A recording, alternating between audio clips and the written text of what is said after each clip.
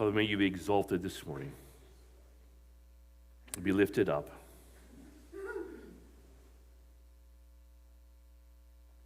May the preaching of your word of God, may the truth go out, and may you be exalted. Speak through me to bring yourself glory, we pray. In Jesus' name, amen. I think you're going to enjoy this sermon. It'll be highly informative. And we're going to look at a genealogy. So I think, am I going to be awake for this or not? I'll start off talking about my favorite subject. Me. Who are the three most intelligent people in the world? Me, myself, and I. But when I was in college, every year I would have a new roommate, okay? And inevitably, the question was asked, where are you from? Well, since I had moved so much growing up, as my father was not in the military, he was simply climbing the corporate ladder, as I call it. It was never a simple answer for me. I was, of course, born in Ohio, but I lived in various cities in Ohio. So I thought, you know what? Let me put this map up here, because we're going to look at a lot of maps this morning of this is where I've lived. Okay? So I was born here. This is Lancaster, Ohio. Okay, just south of Columbus. And I had moved 2 or 3 times prior to Lancaster, but 2 or 3 times in Lancaster before I was like 5 years old or so on. We moved all the way over here to Ridgefield, Connecticut. Okay?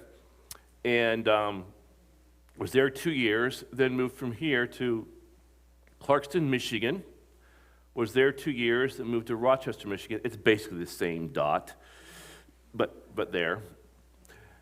Was there for 2 years, then moved all the way down to Mandeville, Louisiana. No. Mandeville, Louisiana, I actually liked it there, but it was, I was thinner and younger, so I could tolerate the humidity, heat and humidity. But it was a completely different culture, okay? Great food, though. Then from there, over to Kingwood, Texas. This is roughly where Kingwood, Texas is. This is the Houston area, okay? And again, this was such a different culture even from here to here. You enter Texas, it is true. It is another country. It's a country unto itself. A totally different culture and so on. I remember driving, we went up this way, it's like 8 hours just to get out of Texas. The 4 years there, then up to here, which is Chardon, Ohio, right before my senior year in high school. And lived there, and then went to college at Ohio University, which is basically right about here, just south of Lancaster. And then moved back up to college and lived here in Hudson, Ohio, briefly for a small time, about a year, and then moved to Bowling Green, Ohio, which is right here. And this is where I keep telling people by the name, with the last name Cruson, who won't listen to me. Okay, you can go and right here, I believe this is Kentucky, right? Okay. Right here is what, Shannon? The Ark is right here. Okay, it's right near Cincinnati, which is right here. Then you go, what is it even an hour or less than an hour from, less than an hour from Cincinnati to Cincinnati right here is at a huge theme park called Kings Island, okay, where they serve Graeter's ice cream. And it's the best ice cream in the world. It's not my opinion. This is the opinion of Oprah. And therefore, she's an authority on this, okay? But it's her favorite ice cream, and it is the best ice cream I've tasted, even better than some of the stuff I got in Texas. You can get it at QFC here in Washington State, because it's a division of Kroger. Raspberry chocolate chip. Graeter's, Graeters. Now, it is expensive. A little pint, it's on sale now, a little pint for $8.50. Okay? It's so good, I took my motorcycle on Friday and got one for everyone, and one pint for each member of our family, because it's getting warm, and that's the only time I like ice cream, okay? But then you can go from there, Shannon and Frank, and go up to here, and there is Cedar Point, and this is the lakes, by the way. All this right here, oops. This is the lakes, okay? I remember Don saying that this Puget Sound, how big it was, and he pointed out to Carol, these make this look so small. They're huge. They go all around here. That's why they're the Great Lakes. Then from here, you can go right around this area. You can get to the world's largest Christmas store, Bronner's. Okay, do you show your daughter that and everything? It's like the outlet mall, but it's all Christmas. Okay, and you can do all that, and it's not near as expensive as everything is over here. Okay, so I keep pushing the Crusones to take their family and do that. So it'd be worth it. Anyways, from here, we went, of course, to, from Bowling Green, went back here to where I served as an associate pastor at a church in Paynes, or Kirtland, Ohio. We lived in Paynesville, which is basically where Chardon is. And then from here to Leo, Indiana, and now, of course, now we're all the way out here to Auburn, Washington. That is the map of where I've lived. I actually drew lines, tried to draw lines, and it was just this big mess. But yeah, I have lived in the East Coast, in the West Coast, north to an extent, and of course, down south. That is my journey so far, okay? Now, so I've lived in Connecticut, Michigan, Louisiana, Texas, Indiana, and Washington. I've lived in 7 states, ranging from the Midwest to the East Coast, as you can see, south, and now the West Coast. By my count, I have moved 17 times in my lifetime. So far. Can anybody beat that? How many times have you moved? I lost count. My dad was a seasonal mover. We probably spent 2 years or a year and a half. Okay. So I lived in Washington, Idaho, Montana, Nebraska, Montana, Missouri, Kansas. Over like 30 times you've moved, do you think? At least. At least 30 times. Okay. This state is the longest I've ever been in a state in my life. And how long is that? Oh, God. I've been here since I was Okay. 59, 58 now. Very good. Now, that's why I say to my friends, it's never a simple answer where I'm from, because you can see I'm all over the map, right? Occasionally, I would meet someone who has lived in the same place their entire life. Anybody here that's lived in the same place their entire life for the most part? Same state? Anyone same town, Auburn, roughly that area? Okay. Okay.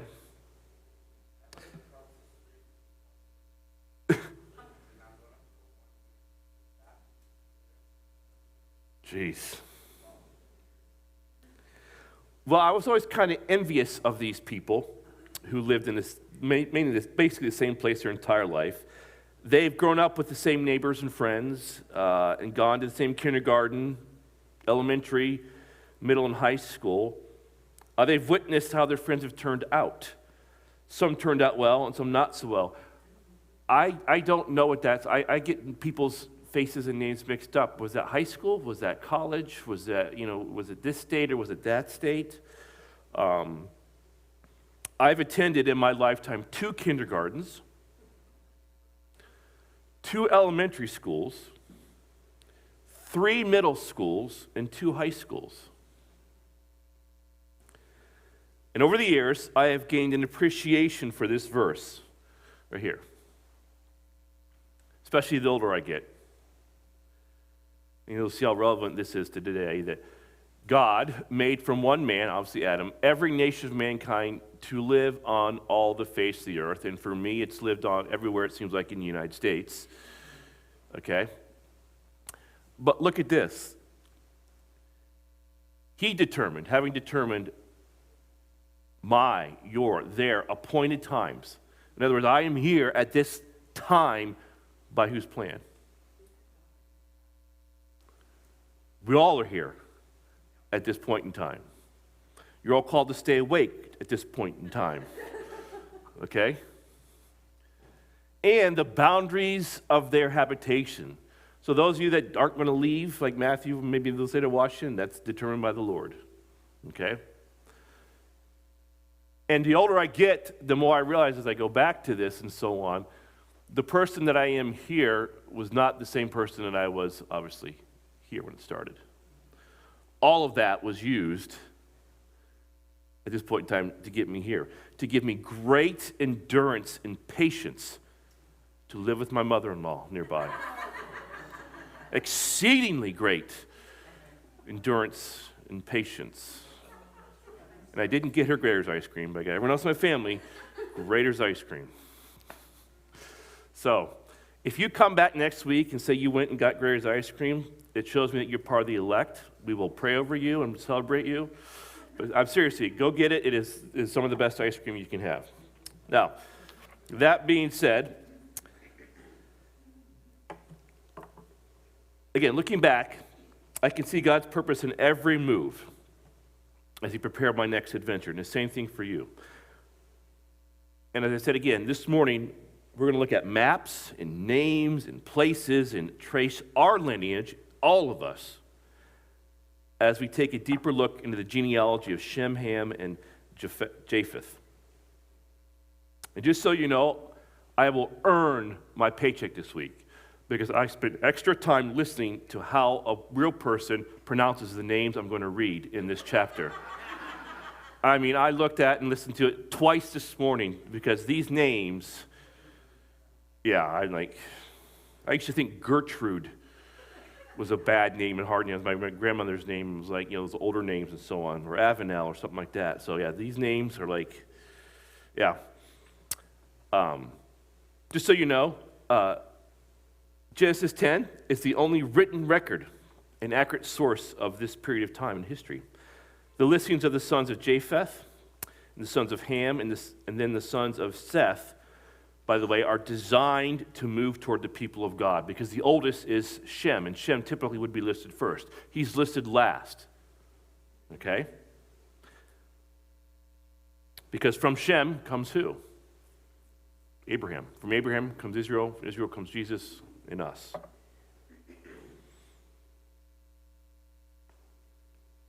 I also want to say up front, I'm especially grateful for the work done by John MacArthur, Jim Boyce, Henry Morris, and others in compiling this ancient history. So we're going to dive right in, go to Genesis chapter 10 in your Bibles, okay?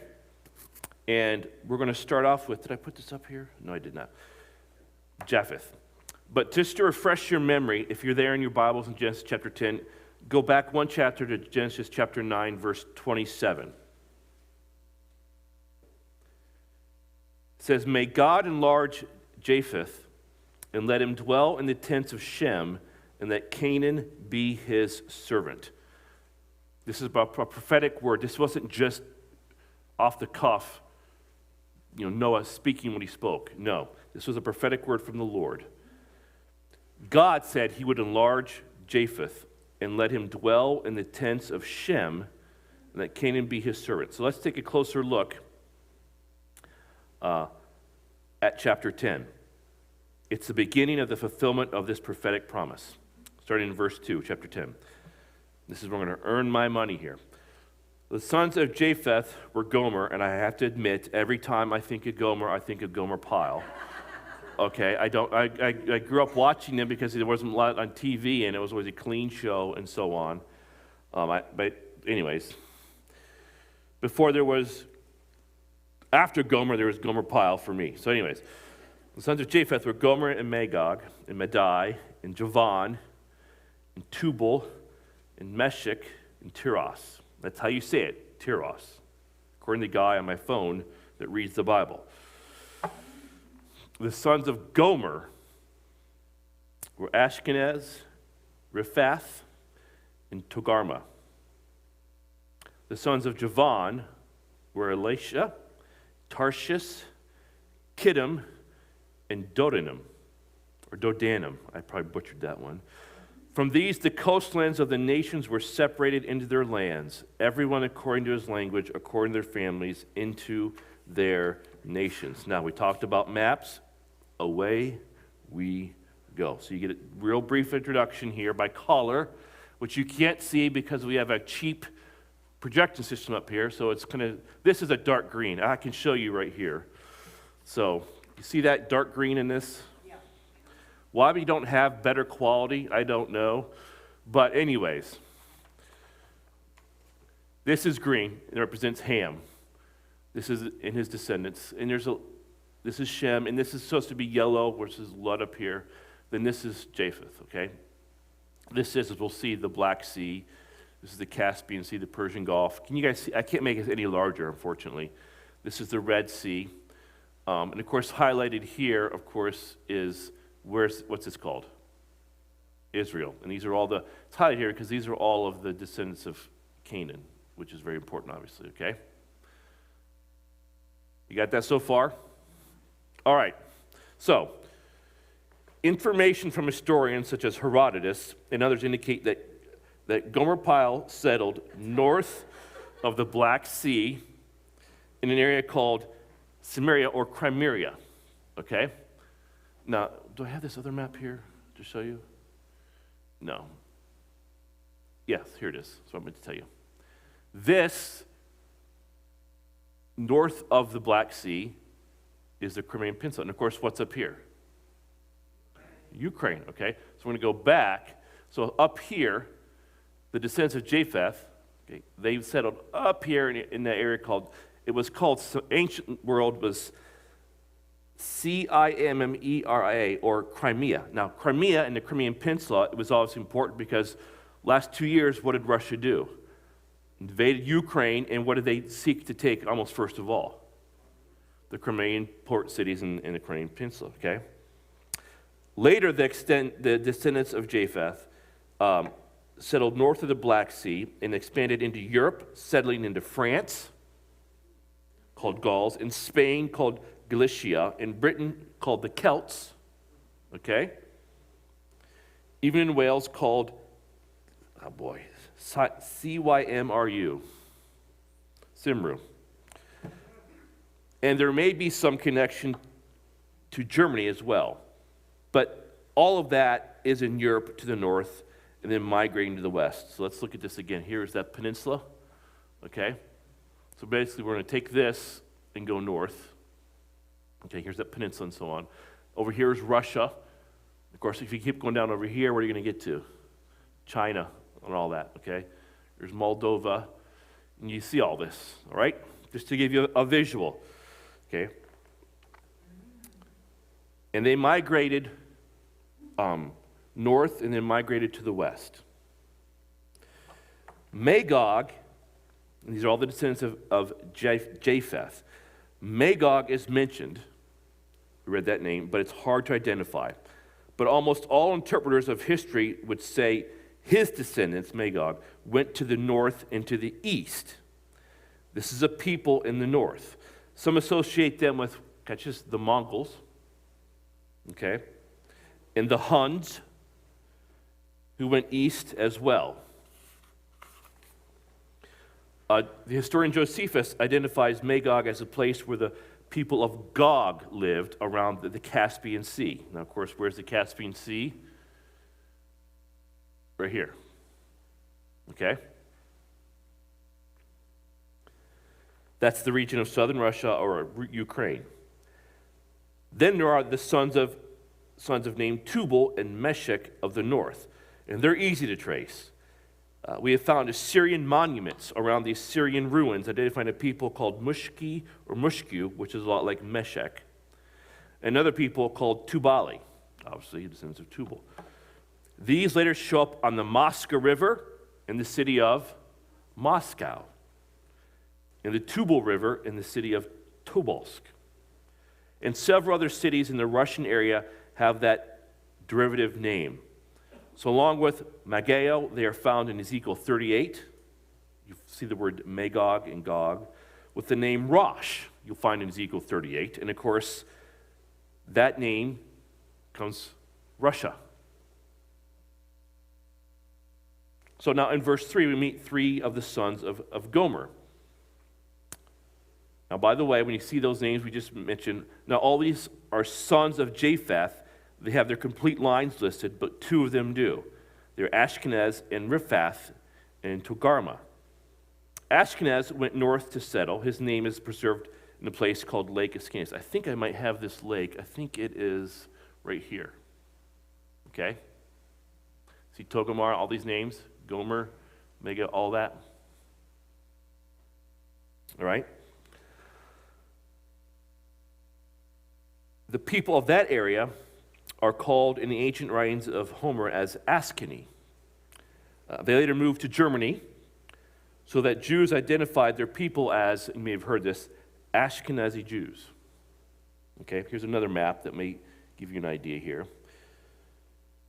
Now, Japheth is a very hard place to trace. I put this map up here, by the way, because you can see the names, and this is what we would say, Ashkenaz, Togarmah, you can see all this and so on, and it's a little easier to read and so on.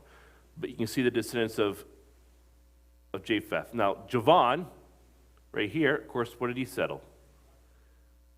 Greece, the Greeks. See that? That's where the Greeks came from. Okay, Mizraim, which is Egypt, and then Africa is all the way down here. So we see all of that. There's the Tigris River, the Euphrates River. What we're seeing is everything started for us, for all of humanity, obviously, in the Middle East. That's where we all come from. Okay?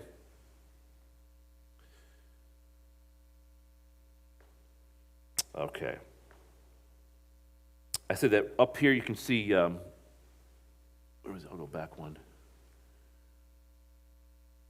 Japheth, he is very hard to track, to trace. Josephus, the historian, says he was the father of the Paphlagonians, and we don't know exactly how they got mixed into the races of that, but Togarmah we know about. They are the direct ancestors of the Armenians. Okay? You may have heard the name, the House of Targum.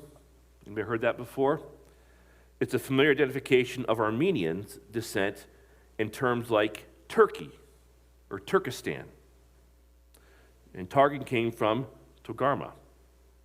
Now, while it's hard to be exact about these migrating people, but all agree they went north and west. And now we move, I'm just going to go right here now. So you get an idea if you're from here, they're going up. Of course, right, what's this? The Black Sea. And they're going up over into here, okay? Eventually down here, and they go, obviously, up and over this way. All right?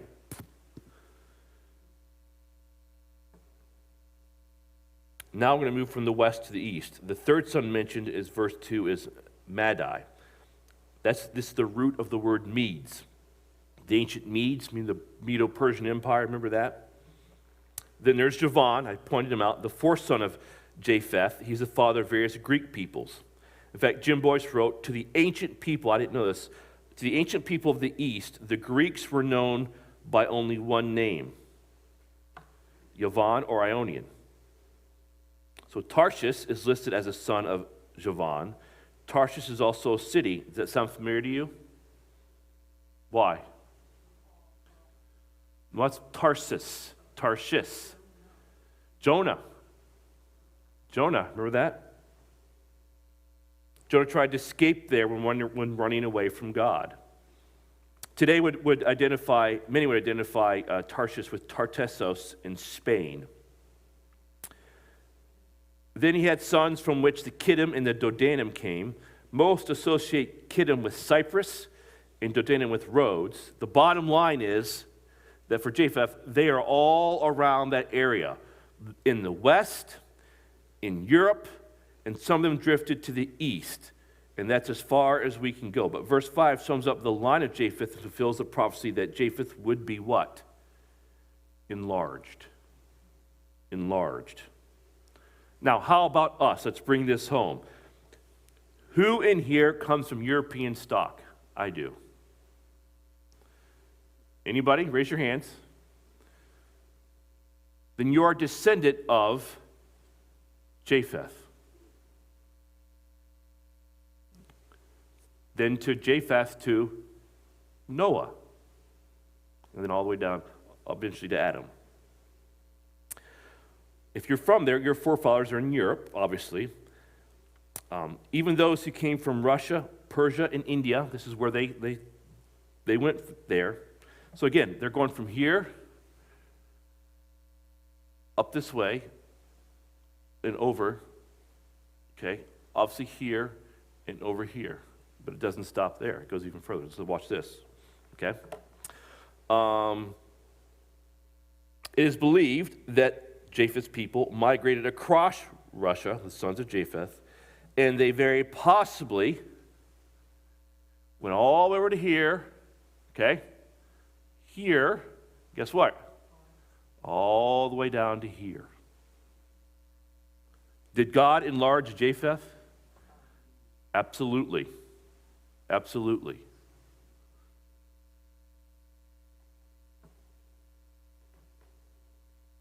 And so, where else did we come from? Where else did these people come from? Well, it was Japheth. They had to all come from Noah's family. And guess what?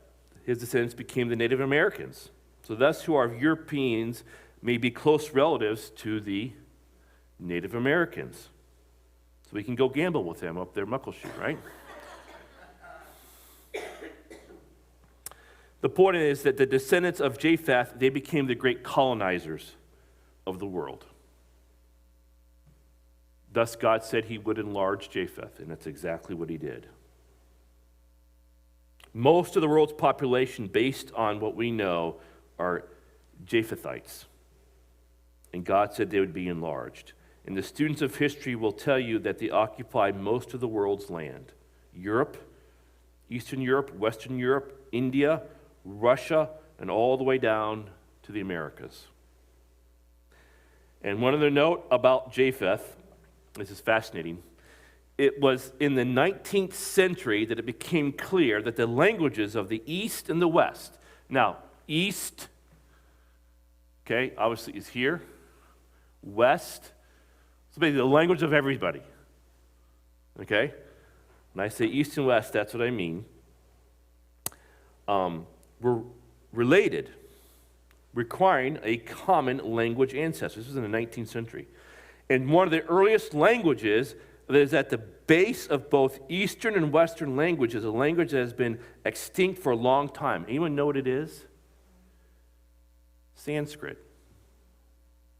Sanskrit. This relationship of East and West to a common language was unsuspected until some of the technical work of the 19th century, and yet here it is in Genesis. The Greeks traced their heritage back to a man by the name of Japheth, a form of Japheth. And you can read about him in the writings of Aristophanes. Now, people in the East, in India and Persia, they trace themselves back to a flood account with a man named Japheth as their father.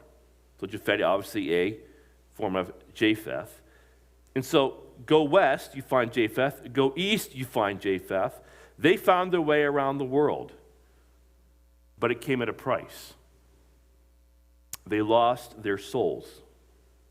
Because if you follow these lines, you discover of all these people and tribes and nations, most of them are idolatrous. Because Japheth was what? A believer. He was righteous, right? What do you have everywhere? Even here, but everywhere. False religions. Right? Pagan religions, idolatrous religions. They abandoned the true and living God, and they embraced paganism. This genealogy of the three sons of Noah, by the way, it represents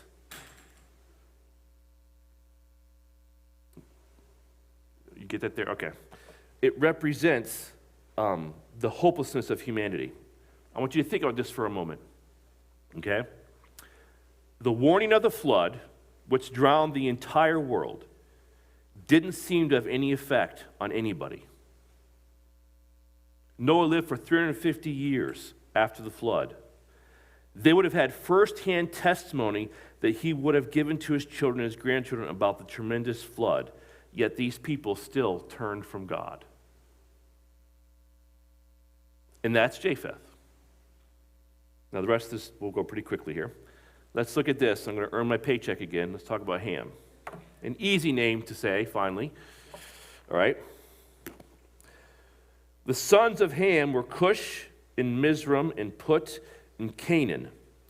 The sons of Cush were Seba, Havilah, Sabta, Ramah, Sabteka, and the sons of Ramah were Sheba and Dedan. Now Cush became the father of Nimrod. He became a mighty one in the earth. He was a mighty hunter before the Lord. Therefore it is said, like Nimrod, a mighty hunter before the Lord. The beginning of his kingdom was Babel and Erech and Akkad and Calneh in the land of Shinar. From that land he went forth into Assyria and built Nineveh and Rehoboth-ir and Calah and Rezin between Nineveh and Calah, that is, the great city. Mizraim became the father of Ludum and Anamim and Lehabim and Naphtuhim. I just earned my paycheck right there saying that name. Naphtuhim and Pathrusim and Casluhim. And the idiot who named them those names. My gosh. From which came the Philistines and Caphtorim. Canaan became the father of Sidon, his firstborn, and Heth, and the Jebusite, and the Amorite, and the Girgashite, and the Hivite, and the Archite, and the Sinite, and the Arvadite, and the Zemarite, and the Hemathite, and afterward the families of the Canaanite were spread abroad. The territory of the Canaanite extended from Sidon as you go toward Gerar as far as Gaza, as you go towards Sodom and Gomorrah, and Admah and Zeboim, as far as Lasha. These are the sons of Ham, according to their families, according to their languages, by their lands, by their nations. Whew. I need a break. Ham had 4 sons, Cush, Mizraim, Put, and Canaan. Cush had 5 sons and 2 grandsons from Ramah named Sheba and Dedan. 7 names are associated in verses 13 and 14 are families, not individuals. Okay? Let me explain that. Anytime you see an M or an ites, it refers to people groups, not to individual families. Now Cush, I'll put this up here again, and again, this is supposed to be dark green. Ham goes this way. Okay? And of course, Ham had Canaan, and of course, Canaan is all these names here I just read, all the ites, okay? This was being read, what I'm reading to you now was being read to the people of Israel, and where were they? This was being read to them for the first time. You remember? At the edge of the Jordan, going to go in to conquer the promised land. And all these names right here, this is their land, and they're going to kick them out. Okay? Remember, they're going to exterminate, genocide. Going back to what sin, by the way? Drunkenness, which led to ridicule, all of it. Okay? No murder or anything, but it leads to this. All right. Now, Cush is the Bible's name for Ethiopia.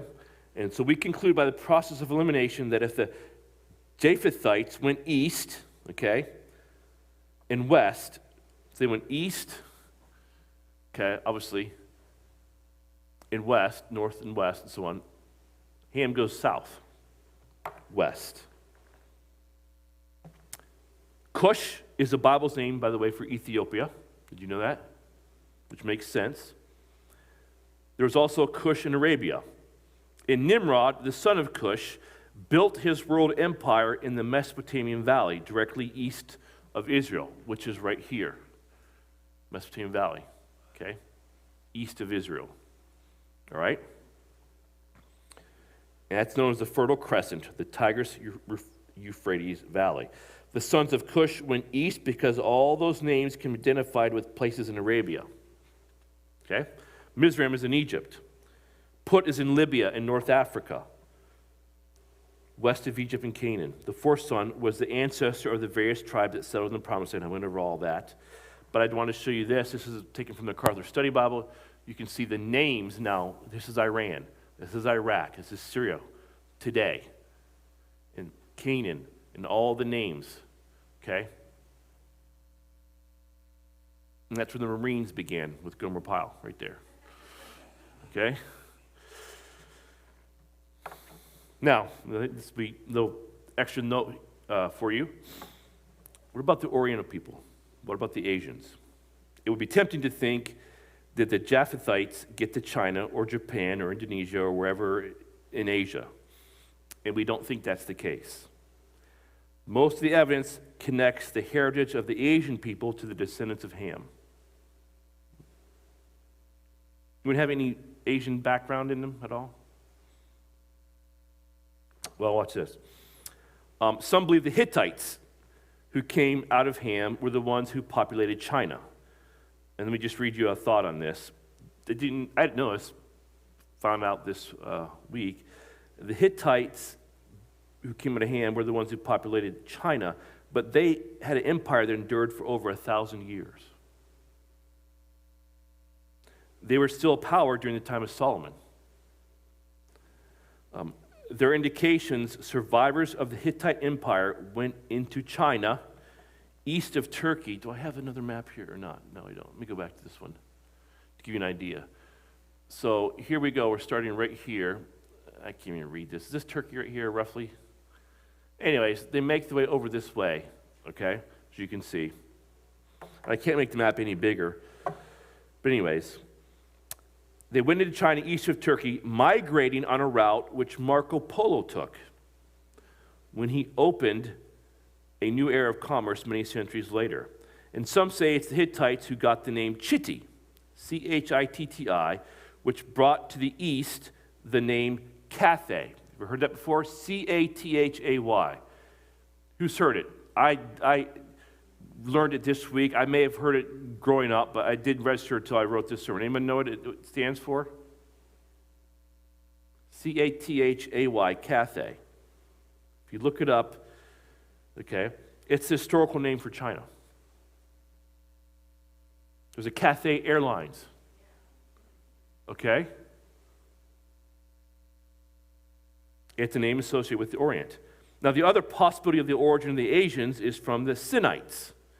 At the end of verse 17, we find Sinite. When we talk about American-Chinese relations, what do we call those? Sino-American relations. Why do we call them Sino-American relations? Well, the word sin is a common word in the Orient. You might recall there was a dynasty, the Sin Kang dynasty. It's a word that means purebred. There is a study of China. Do you know what it's called? Sinology. The study of China, sinology. And so it's possible that they came from Ham. Even the Chinese language, by the way, points to being descendants of Noah. Did you know that? Chinese letters are really what? Pictures, symbols, characters, right?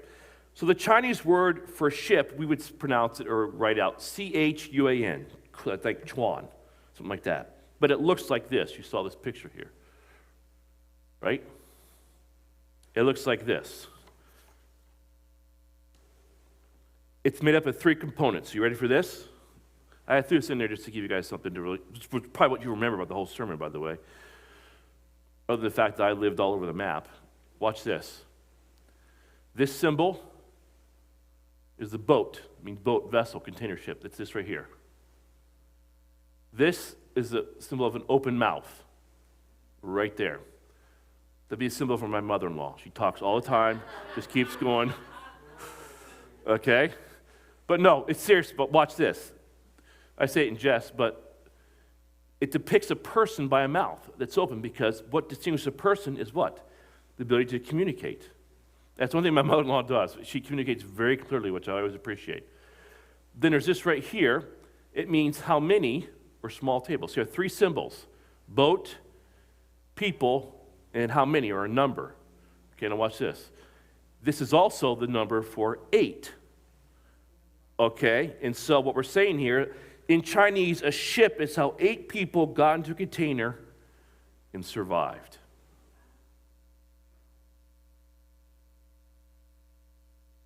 Am I good or what? I can research is all I can do.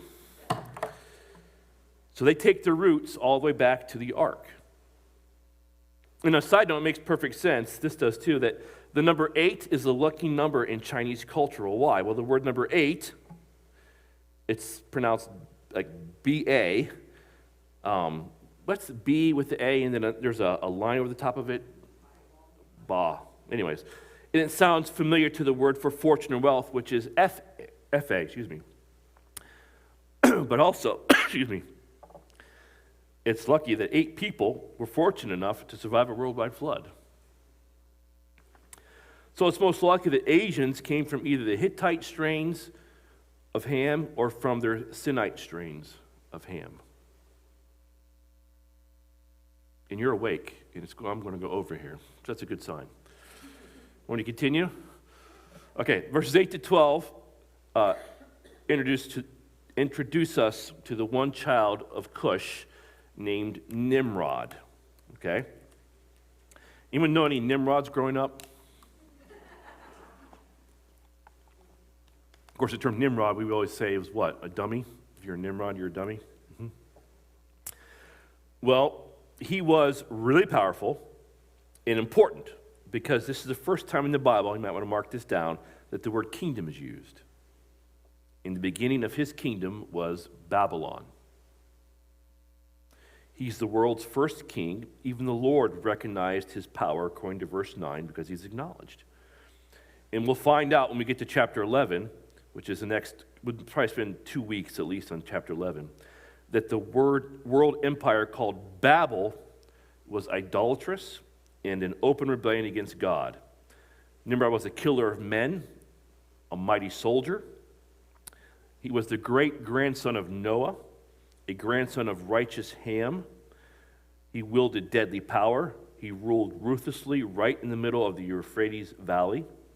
And no doubt he conquered all kinds of people, consolidated families and people groups into his great Babel, and his favorite ice cream was Graters. This was the first real city of man in the New World that was built for man's glory. Of course, it's a preview of a later city called what? Babylon, that would be built by the Antichrist at the end of human history.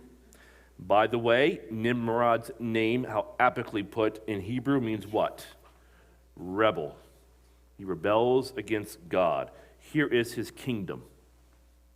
It was a massive kingdom, considering the population of the world at the time. That is a lot, okay? I know you probably can't even see this here, but this is the Mediterranean Sea, Israel, going all the way down here to the Persian Gulf, all the way up. Up here's the Black Sea. That was a massive kingdom at that time, okay? I think if we go back here, yeah, you can see Babylon right here. So it would have been, he went all the way down, okay? That was a big kingdom for him. The plains of Shinar, there's Babylon. You get the idea. And right around here, by the way, you can't see it. Just have it in one of the maps right here. Yeah, the Philistines. Of course, they play a significant part. They didn't get him or kick them out because who had to deal with the Philistines growing up? David. Remember that? David did. So this is his kingdom, just to give you an idea. The northernmost point of the Mesopotamian Valley at Nineveh, down to the Persian Gulf, southernmost point of Iraq, and all the area in between. And so now we've met the sons of Japheth and of Ham, and I'm going to close with the main one and the key one, which is Shem. Okay? And I'm going to earn my bonus pay by reading these names. Okay? Verse 21. Also to Shem, the father of all the children of Eber. It's not Eber, it's pronounced Eber, I learned. And the older brother of Japheth, children were born. The sons of Shem were Elam and Ashur and Arapskad. I butchered that one. Arphaxad, and Lud and Aram. The sons of Aram were Uz and Hul and Gether and Mash. Arphaxad became the father of Shelah, and Shelah became the father of Eber. 2 sons were born to Eber. The name of the one was Peleg, for in his days the earth was divided, and his brother's name was Joktan. Joktan became the father of Almadad, and Shelep, and Hazarmarveth, and Jerah. And whoever named their child Hazarmarveth God have mercy on your soul. Can you imagine calling him out? Hazarmaveth, stop that. You get tired of saying that name over and over and over again, right? Call him Hazmat, I guess. I don't know. In Hadoram, in Uzal, in Diklah, in Obai, in Abimael, in Sheba, in Ophir. Of course, Ophir is associated with what? Remember? Gold. Remember the gold of Ophir? In Havilah, and Jobab. I like saying Jobab. Come here, Jobab. Fetch me the paper, Jobab, as opposed to Hazarmaveth. And these were the sons of Joktan. Now their settlement extended from Mesha as you go toward Sephar, the hill country of the east. These are the sons of Shem according to their families, according to their languages, by their lands, according to their nations. Now let's go back to this map here. Okay. Eber is translated Hebrew, just so you remember that. Okay, we have to see Eber, it's Hebrew. It is from Shem that the Semites come. Shem's descendants all settled in the Middle East, as you can see, this area right here. Okay, you can see all this. And one little place up here called Lud. Okay? Lud was the farthest north up by the Black Sea. Now Havilah, Ophir, Sheba, and several others were the farthest south, all the way down to the Gulf of Aden at the tip of the Red Sea when it goes into the Arabian Ocean. Just a couple of them are mentioned. Edom is mentioned in verse 22. Remember, he's the father of the Edomites. And remember in Genesis 14 from last week? There's a king in Edom called who? Kedorlaomer.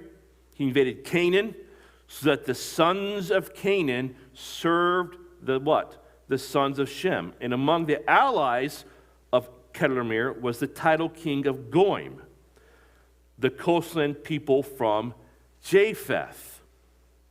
So in the battle of Kedorlaomer, Canaan was subdued both by the sons of Japheth and the sons of Ham, just like what? Noah prophesied that the descendants of Canaan would be servants to Japheth's descendants and Shem's descendants. That's why it's a prophetic word that Noah was speaking. Okay? The Edomites lived east of Mesopotamia and mixed in with the Medes and made up the Persian Empire. You also notice Assur, who was the father of the Syrians, conquered by Nimrod. You have the name Arpachshad. He's in the line of Abraham. Lud is the father of the Lydians. There you go, Lydia, in Asia Minor. Aram, the father of Arameans or Syrians, who play a major role in the rest of the Bible history. And by the way, it was the Arameans who developed what language? Aramaic. Okay? Which two books in the Bible are written in Aramaic? Daniel and Ezra. And then there was another descendant, the sons of Aram, Uz. That's an easy name to remember. Smart guy named their son Uz. Do you know who lived in Uz? You should. Job. Job. For the sake of time, only one more name. You'll appreciate this. All those other names I kind of alluded to, but there's one name in verse 25. It says, 2 sons were born to Eber. The name of the one was Peleg, for whom Peleg got his name. For in his days the earth was divided. Now what does that mean? Peleg means divided, by the way. Scholars speculate he was named for the judgment of God in Babel. Because in chapter 11, which we're going to look at next week, when the world was one big empire under Nimrod, I showed you his empire, God came down and judged and divided them into separate locations and separate languages, which is why you see they're divided by nations and languages at the time that this is written. So Nimrod was a contemporary of Eber, which means Babel was built with its tower in Eber's lifetime, also in the lifetime of Noah. We believe chapter 11 of Genesis happens 100 years, folks, 100 years after they stepped off the ark. The people are that pagan already.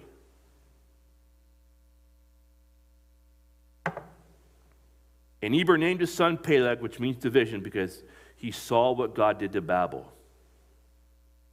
So Ham settles the south to Africa into Asia. You can see all that, right? And up here, or Ham goes all the way down here.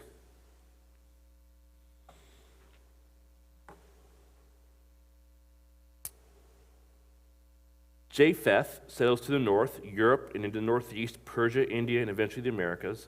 Shem stays in the Middle East.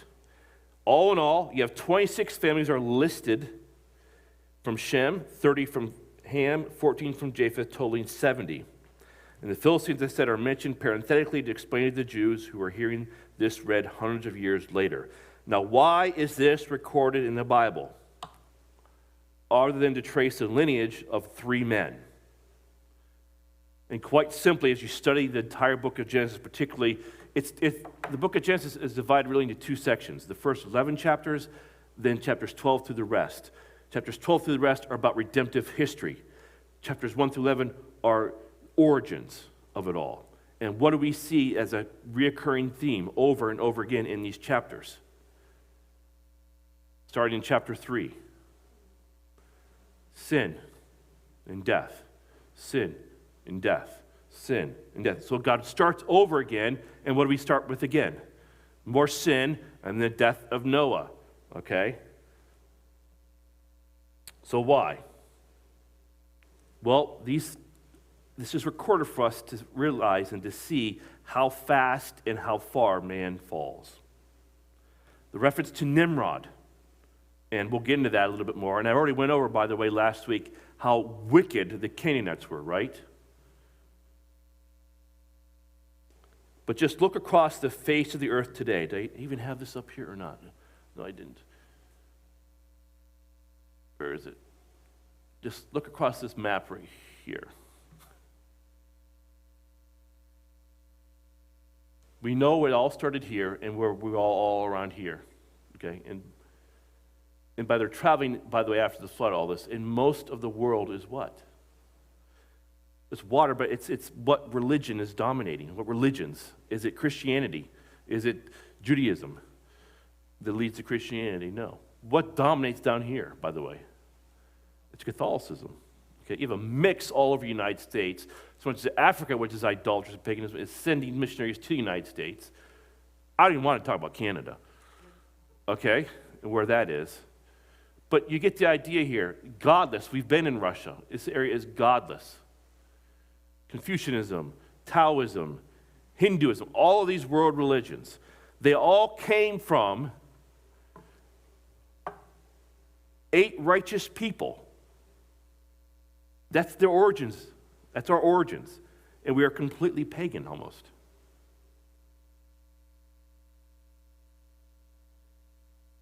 What it tells us is this happened. Did these people know God? 100 years after they stepped off the ark, they're building the Tower of Babel. Okay? They knew of God. They didn't honor him as God. Noah was still alive. Okay? They became futile in their speculations, and their foolish heart was darkened. They knew the true God, abandoned that true knowledge, and developed all these idolatrous, rebellious religions that litter the face of the planet even to this day. Idolatry started again very early in Babel in the post-flood world, and it's still going on. It will ultimately meet its end in the final Babylon. And what is God's response to this? Because it's going to get worse as he gets to Genesis chapter 11 and all the sin in the Tower of Babel. But what does God do next? And I want you to remember this. It's Genesis 12. And what's Genesis 12 begin with? With who? Abraham. And that is the beginning of hope to a people that don't deserve hope. And by the way, if it rains the next few days and you happen to see a rainbow, remember what my wife reminded me of. The rainbow was not for you. We were taught that, weren't we? It's not for you. What does the text say? It's for God. He remembers his covenant. The promise he made to himself is the only reason why we are here, because he would start over again.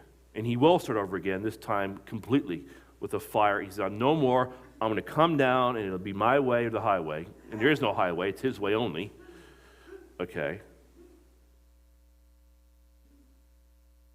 But he wiped out the first world because of their corruption with the worldwide flood. And the second world reveals that nothing has changed. Man's corruption is still polluting God's creation. The only difference is that God made a promise to himself that he would not destroy the world again by water. Instead, at the end, he will destroy the world by a fire. But until then, in the time that we've lived in, since that promise to Noah, is the age of grace. God overlooks our ignorance. He offers us salvation. And that reveals the heart of God. If you study Genesis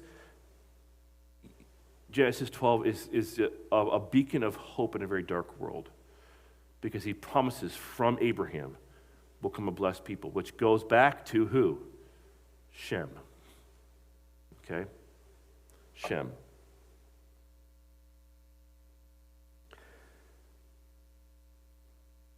God offers us salvation, and that's exactly what he does through Shem, through Abraham, then the Israelites or the Hebrews. And just so you're, just a reminder to you and to me as well, he created the nation of Israel, the Hebrews. They were always to be a missionary nation. If it started here, let me go back. If it started here, okay, which it did you know that, by the way, Israel was uniquely positioned as trade routes would always come in from here, and it all would go through Israel because it all began there. And they were to be a missionary nation, a different people, which is why he gave them all those rules and laws and commandments. To be different, to point to God. He gave them what? To Israel he gave what? Covenants, promises, adoption, the law, scriptures, ministry, eventually the Messiah, the conqueror and destroyer of Satan and the Savior of the world. So even this genealogy, it ends with Shem, who it should have began with Shem because he was the oldest. It ends with Shem because it is a reminder of us that there is still hope. Did you ever think you would learn so much trying to say people's names who never should have been named those names, by the way, in Genesis chapter 10 in that genealogy? Okay? I need a break. Those names are brutal. So,